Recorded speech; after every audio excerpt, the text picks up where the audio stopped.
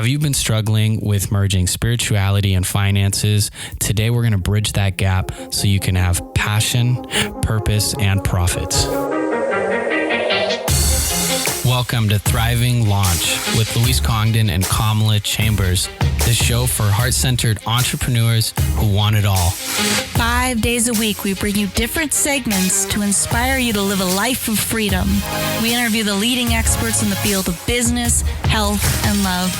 Be sure to check out Training Tuesdays, where we give you a clear action plan to grow your own business. Do you have a product or service that you would like to sell online? Or maybe you've been thinking about it, but you're reserved to do it because you need a website, you need complicated systems, and you need to spend money? Well, I've created a completely free course that teaches you how to use Facebook in a purely organic way. This means no ads and no money are needed. You can use Facebook completely free. So head on over to thrivinglaunch.com, opt into my Profit from Social Media course. I'm going to teach you the free methods to using Facebook to make money today.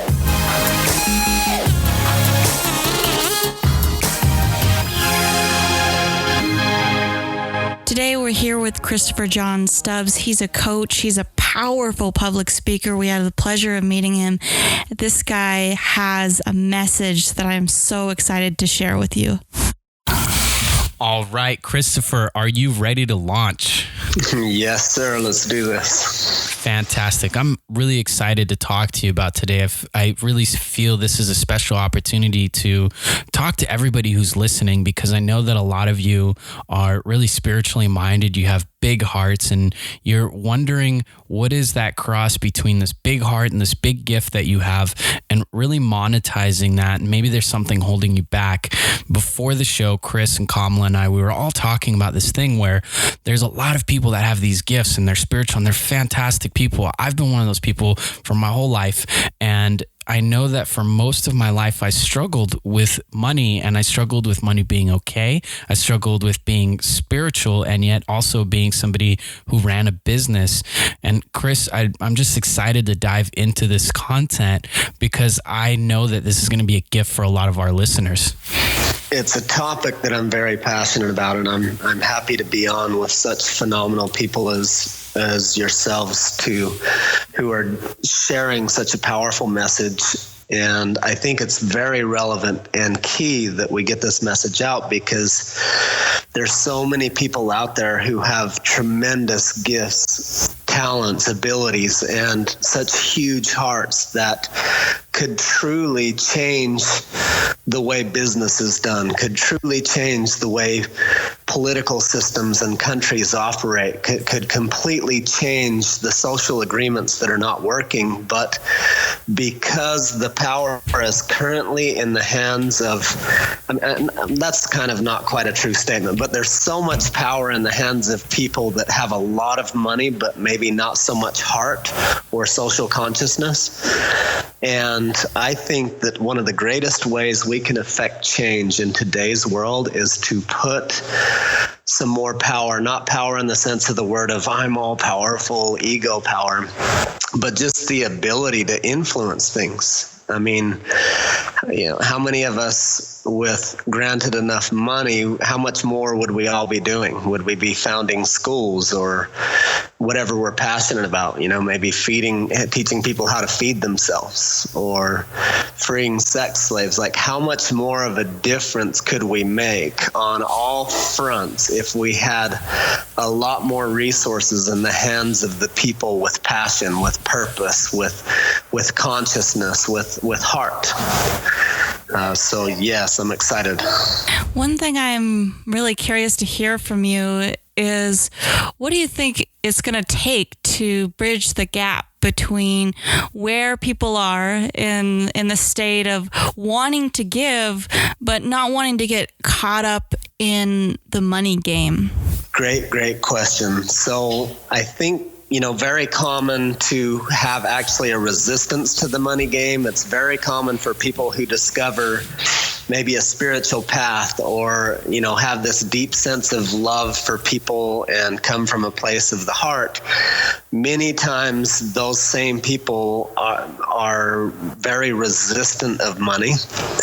And oftentimes that's because they feel trapped by it. I find, going to a deeper level of transformation around this, that there's actually a lot of hurt and powerlessness around it. And so rather than owning, yes, I feel sad, I feel scared about money, I feel angry around the struggles I've had around money, and kind of getting to the root of healing that unhealed stuff around money, instead what we do is we project onto it, kind of like screw money, screw the government, screw the system, maybe, I'm going to just go off grid and see how much I can survive as a minimalist, when I think really the solution is, we get to figure out how to stop being consuming and trying, consumerism of like, let me try to fill the void within by purchasing products and things like that temporarily give me a high. That's all great to simplify things and learn to fulfill the void within. And the flip side is how much value I provide in the world is key, not only to my success financially, but also to my fulfillment internally. So very critical to align the passion, the purpose, and the profits in those ways. Can you bring me back to the original question? Because I kind of brought it off on a couple little side streets there. I like those 3 P's, by the way, bring the passion, the purpose, and the profits together. I'm gonna have to start using that. 3 P's. Epic. Yes, dude. I'm down with OPP or PPP. Yeah. I'm down with the 3PP. Well, one thing that I see happening is there's this discrepancy, this gap between maybe there's people who get overly focused on the money, which is easy to do. It's easy to get overly, even when you set out with a good cause or a good heart and mind, maybe the money aspect takes over. And then there's the other side of it that we just want to serve. We just want to do good in the world. We just want to give to people and help. And I'm wondering, like, that gap can be so far sometimes, the different types of people there are. But is there a middle road that can help both parties come together and walk in more balance? Yeah, where my mind goes to right now, as you ask that, is some key principles that I think people really get attuned to. So one, the typical approach is, how can I make money? How can I make money? How can I make money? And when my mind used to be constantly stuck on that. Money was such an issue for me. It was it's been one of the biggest hurdles in my life. And again, this is why I think this conversation is so important, especially for all of you thriving launchers, because I know so many of us have had this issue in our lives. Yes, and more yes to that. So when we shift that question from how can I make money to how can I provide the most value, and maybe even amplify that by saying, who can I serve? What problems can I solve? How can I provide the most value while also gaining the greatest level of true fulfillment, like the deepest level of true spiritual and emotional fulfillment that I get paid double time. I get paid financially, and I get paid emotionally, mentally, spiritually. Like I love what I do so much that I would do it whether I got paid or not. And because of that, and because it falls within my zone of genius, because it aligns with my passion and purpose, I automatically become the best at that, and I'm automatically able to provide substantially greater value than I could in any other way. So like if you guys were just here to help people make money, that's all great and grand. It helps them get some material possessions and do fun things and have some choice. But at the end of the day, or at the end of their life, if it didn't also edify them in some deeper way, you didn't provide the maximum value. So maximum value for me would be, how can I serve them both temporally and spiritually, not just one or the other? So the two things there are, first off, let me focus on what value I can provide in a way that I absolutely love. And then the second piece to this equation is all about how much can I receive? And this is an issue that most people, especially if they have a fundamentalist Christian background or any other type of background where they were taught, the value and importance of selflessness, and they were shunned for anything that represented selfishness in any way, then there's a lot of social conditioning around, those words and those attitudes. And the key here is, if you want to truly thrive, you must be amazing at giving as well as amazing at receiving. And so practicing, at the end of the day, really, there's only one problem in all of existence, which we call the upper limits problem of how good can we stand it? How much good can we handle before we subconsciously sabotage it?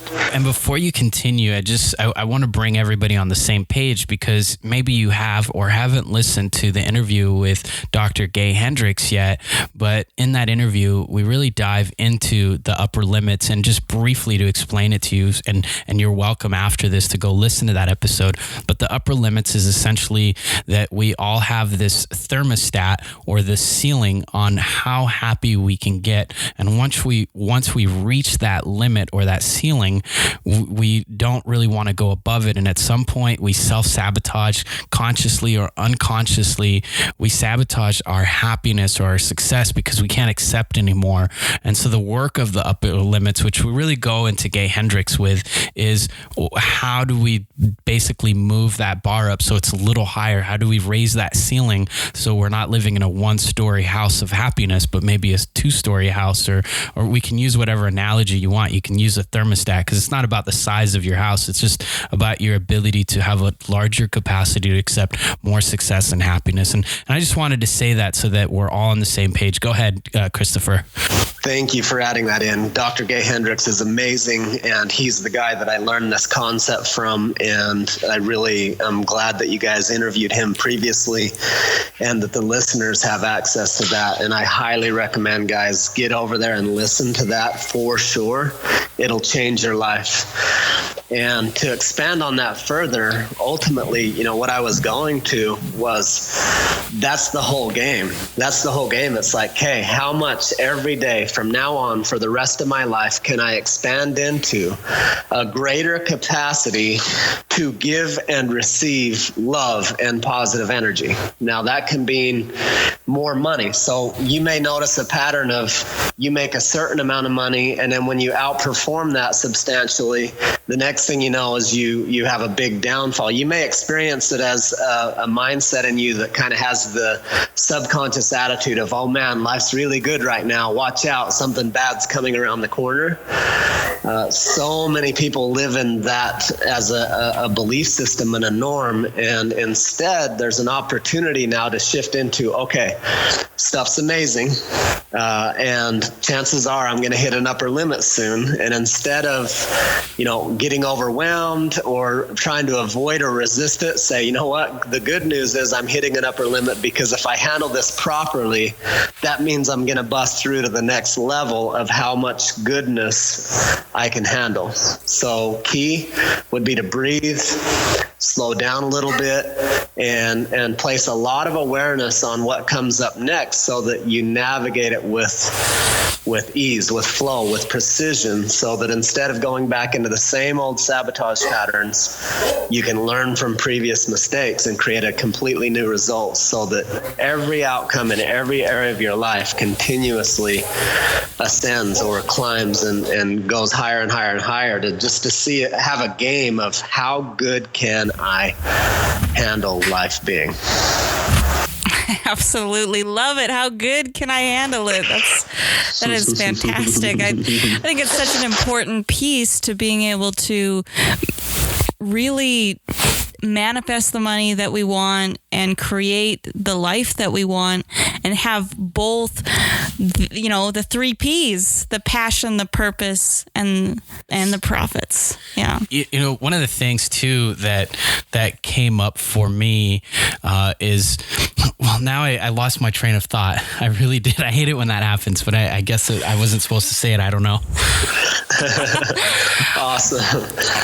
Well, one thing that I'd love to hear a little bit more for you while we're waiting for that brain gap to the little interlude there. One thing I'd love to hear more from you is, what is your practical way of incorporating this? I know we've talked a lot about concepts, but what's something that we could all do every day? And here it is, actually. I remember now. I was yesterday I was being interviewed. I had 9 different interviews that I was on 9 different shows yesterday. And this question kept coming up about my journey and how I got to where I was in about a 2-year period, going from homeless, sleeping in a car and in a park and on couches. How did I go from that space to where I'm at now, where I get to travel the world? I have a really wonderful partner. We have a successful show and podcast and business.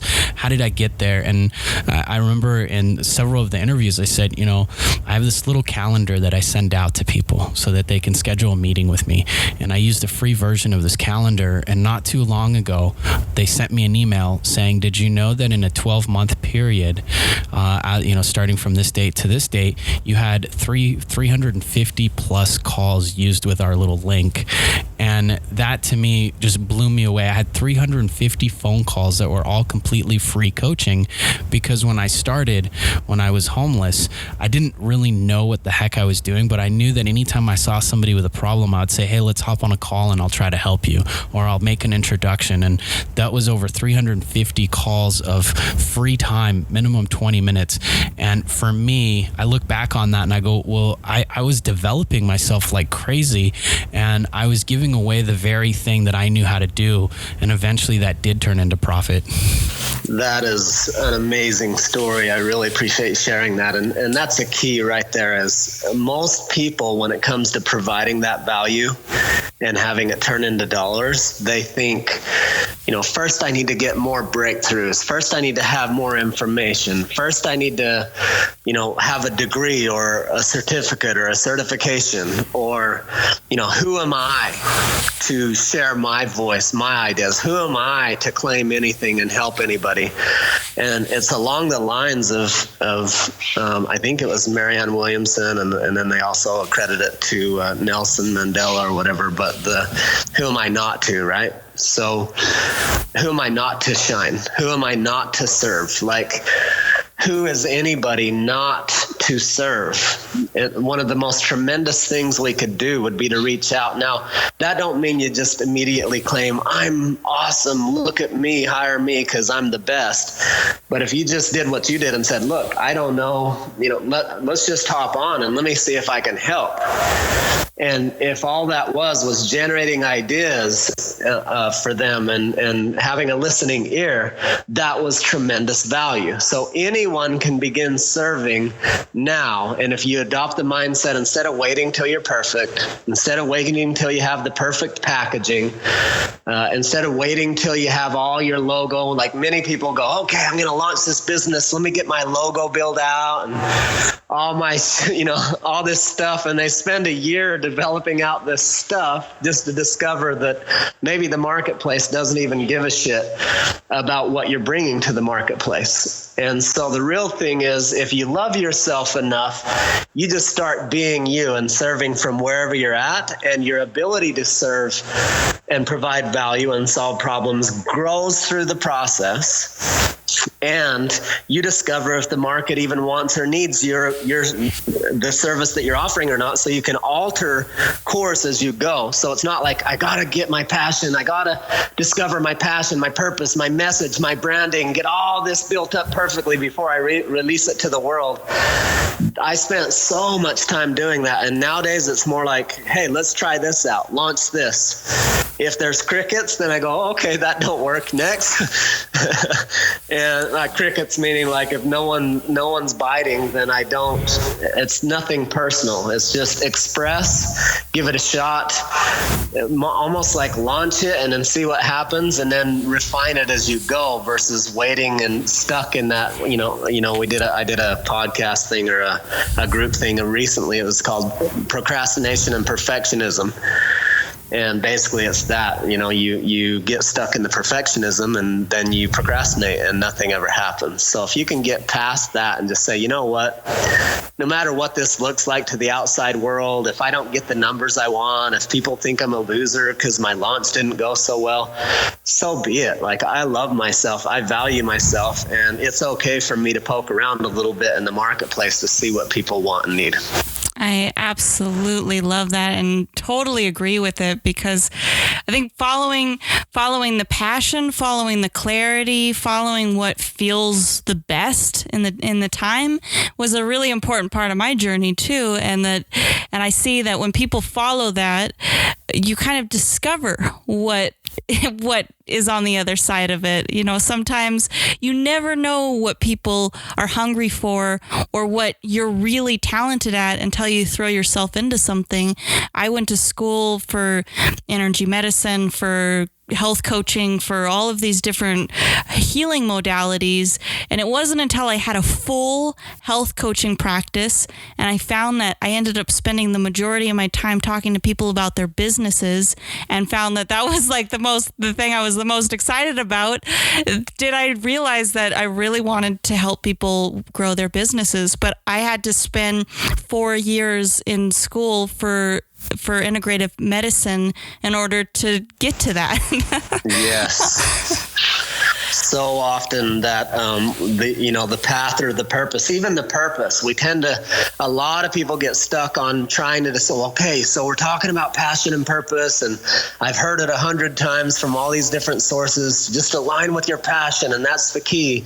And so then they actually use that as a crutch or a crippling mechanism to be like, okay, I can't move forward yet because I haven't discovered my passion or my purpose.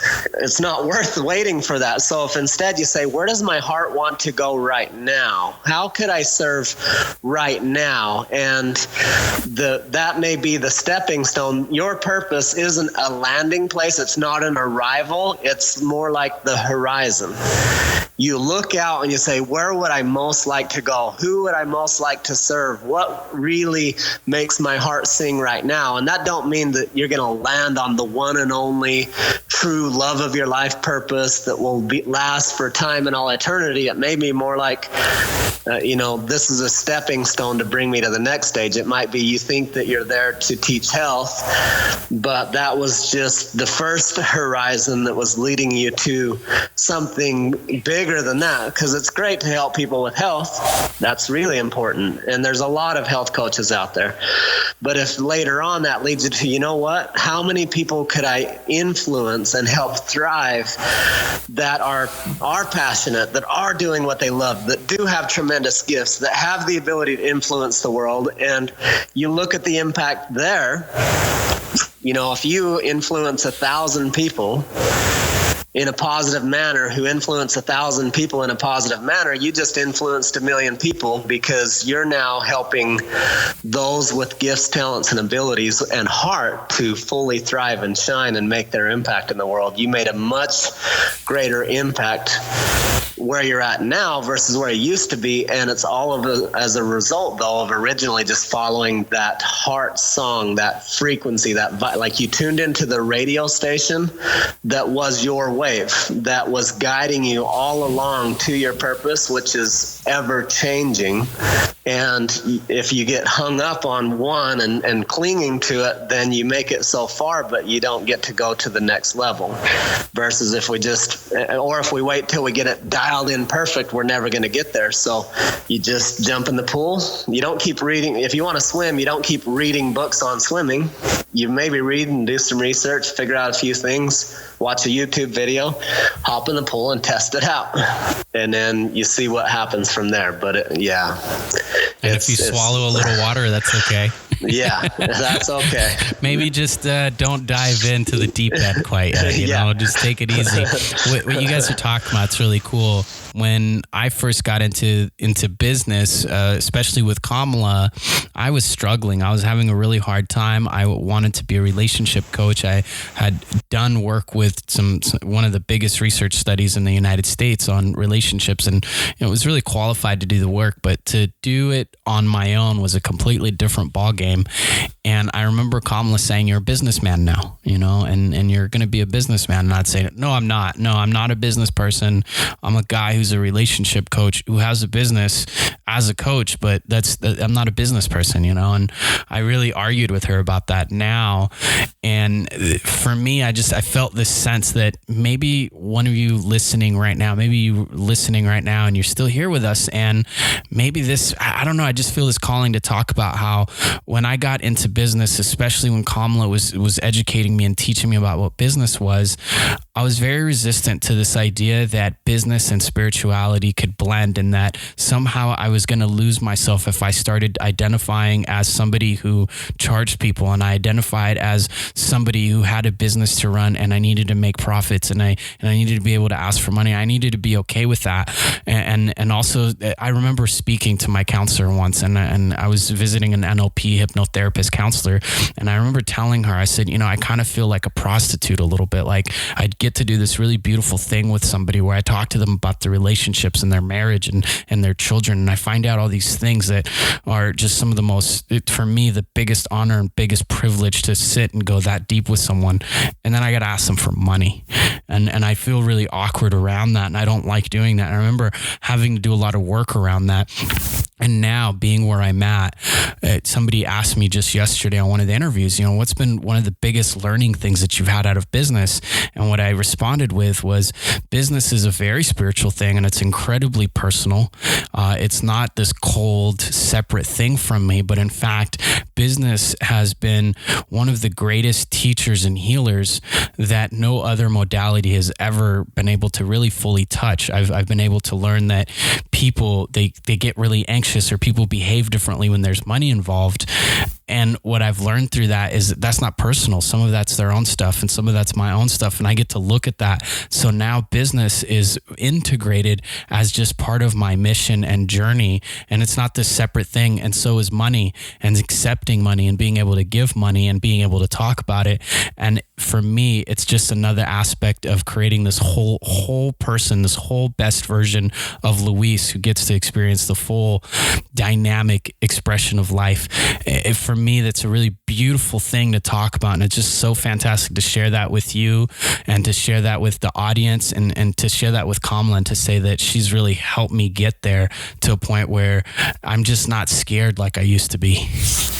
Such a beautiful share, and such an important distinction. There is a big disconnect that I've experienced in realms of, I'll go to retreats or different meditation retreats and whatever. I have a lot of hippie friends and new age friends and healers and people that with big hearts and tremendous abilities, but they have this resistance to money. They have this resistance to charging. They have this resistance to marketing and sales, and they stay broke, and they don't have the ability to make that change they want. And then on the flip side, we have these, people. I have plenty of friends that make all the money in the world. They know everything there. No one knows everything there is to know about anything, but they have all kinds of knowledge and skill sets around marketing, sales, money, and they easily go out and constantly thrive financially, but spiritually they're not fulfilled, and emotionally they're not fulfilled and edified. And so bridging the gap between those two worlds, I think, is absolutely critical, and helping people to realize what you just said, that business is a key spiritual path. If you want to face, I believe that the ultimate spiritual practice is to love all of the unloved places within us. I believe that literally solves every issue in the world: war, scarcity, lack, starvation, like pretty much everything. The root of it is self-love. And so you want to face some unloved places within you, charge someone some money and see what surfaces in you, and see if you can learn from that. And then maybe try raising the price that you charge, and maybe then try turning away somebody who wants your help but isn't willing to provide value, and that you would be enabling versus serving. Or in another moment, maybe give it away for free because you know that it's actually of service. So it's not a rule that you have to charge a certain way every single time, but it is a huge opportunity to learn and to grow when you notice energy uprise or a trigger or a big resistance to charging or being rejected. There's so many layers that business brings up that if you were to not go into business for fear of those things, man, you would miss out on so much. And I almost wonder, like, I view my 3 primary paths to enlightenment or, spirituality or to reaching my greatest potential, however you want to say that. 1, being married. 2, and not any specific order. I'm not prioritizing these in like, this is more than that. I don't know that. But my top 3 would be like being married, being in business, and being a father. But along the lines of, since we're on the topic of business, passion, profits, things like that, definitely it is a spiritual opportunity to really come to a whole place within you by just facing those fears and unloved places, leaning into them, bringing love to them, and then stretching a little further next time, while always remaining connected with your heart and truly making a positive contribution, not just chasing money. Wow. We have been here with Christopher John Stubbs. It's been such a pleasure to have you all here listening in. And as always, we've got some incredible resources for you and a way to connect with Christopher and what he has to offer at thrivinglaunch.com. We'll see you all there. Keep thriving, everyone. You've been listening to the Thriving Launch podcast. For books and resources related to today's episode, make sure to head over to thrivinglaunch.com. We'll see you there. Be sure to tune in to our next episode with Preston Smiles, where we're going to talk about living full out. And if you've enjoyed today's episode, be sure to subscribe to the show and leave a rating.